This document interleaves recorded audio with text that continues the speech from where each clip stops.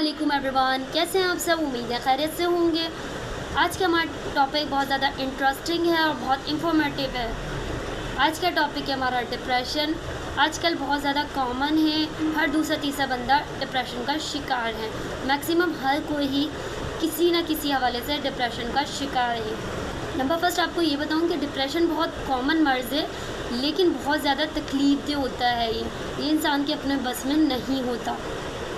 وقتی حالات معاملات کی وجہ سے ہم بہت زیادہ افسردہ، پریشان اور نا امید ہو جاتے ہیں، تو ڈپریشن کاز ہوتا ہے۔ تو بندے کو ایسا لگ رہا ہوتا ہے کہ یہ کبھی ختم ہی نہیں ہوگی، چاہے وہ بیماری ہو، چاہے وہ کوئی معاملات ہو، چاہے کچھ بھی ہو۔ اچھا، ڈپریشن جو ہے وہ دو طرح کا ہوتا ہے، ایک کلینکل ڈپریشن ہوتا ہے، ایک نان کلینکل ڈپریشن ہوتا ہے۔ ڈپریشن کی 3 اسٹیجز ہوتی ہیں، مائلڈ، ماڈریٹ اور سیویئر۔ سیویئر اسٹیج تک بہت کم لوگ جا پاتے ہیں، لیکن آج کل یہ بہت زیادہ کامن ہو چکا ہے۔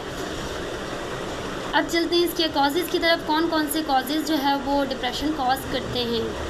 ویسے تو آج کل کا انوائرمنٹ ایسا ہے کہ ہر کوئی بندہ ڈپریشن کا شکار ہے۔ کچھ لوگ جو ہے اپنے اوپر کام کو اور حالات کو، معاملات کو اتنا حاوی کر لیتے ہیں کہ وہ بہت زیادہ ضرورت سے زیادہ اس کو سوچنے لگتے ہیں، تو اس وجہ سے ڈپریشن کاز ہوتا ہے۔ اگر کسی کے گھر میں ڈیتھ ہو گئی تو اس کو بہت زیادہ سوار کر لیا تو وہ ڈپریشن میں چلے گئے۔ کوئی بڑی بیماری ہو گئی تو ڈپریشن میں چلے گئے، اور کوئی تعلق اینڈ ہو گیا اس کی وجہ سے ڈپریشن میں چلے گئے۔ کاروبار میں لاس ہونا اور میڈیسنس کا بہت زیادہ استعمال کرنا، تھوڑا بھی کچھ ہوا تو میڈیسن استعمال کر لی تو اس کی وجہ سے ڈپریشن کاز ہو گیا۔ اچھا، لوگوں کی باتیں اور رویوں کو بہت زیادہ حاوی کر لینا اور ان کو اگنور نہ کرنا، وہ ڈپریشن کاز کرتا ہے ہمیں۔ الکوہل اور ڈرگس کی وجہ سے ڈپریشن، اور پریگنینسی کے بعد جو ہے پوسٹ نیٹل ڈپریشن کاز ہوتا ہے فیمیلز میں زیادہ تر۔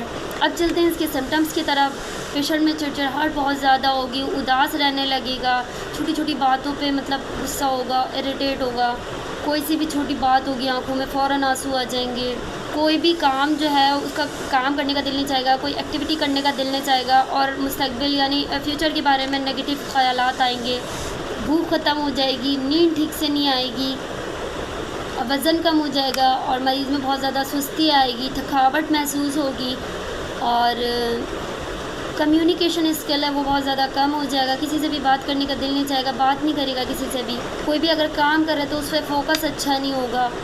اب چلتے ہیں اس کے ٹریٹمنٹ کی طرف۔ اگر مریض میں اس طرح کی علامت ہو رہی ہیں اور یہ 2 ہفتے سے زیادہ کا عرصہ ہو گیا، تو پیشنٹ کو چاہیے یا اس کے اٹینڈنٹ کو چاہیے کہ اس کو ڈاکٹر کو دکھائیں لازمی، تاکہ ڈاکٹر جو ہے وہ میڈیٹیشن یا کاؤنسلنگ کے حوالے سے اس کی جو ہے وہ مدد کر سکیں اور اس مرض کو ٹھیک کر سکیں۔ اس طرح کے مریض کو چاہیے کہ روز ایکسرسائز کریں، اپنی ڈائٹ اچھی لیں اور اپنی نیند پراپر لیں، اور واک کریں زیادہ سے زیادہ، نیچر کو دیکھیں، قدرت کو دیکھیں، قدرتی چیزوں کو دیکھیں، جا کے اپنے آپ کو صاف ستھرا رکھیں اور نماز کی پابندی کریں، روز ورزش یا ایکسرسائز وغیرہ کریں، اور ڈاکٹر سے کنسلٹ کریں۔ ہومیوپیتھک میں اس کی بہت بہترین دوائیں ہیں۔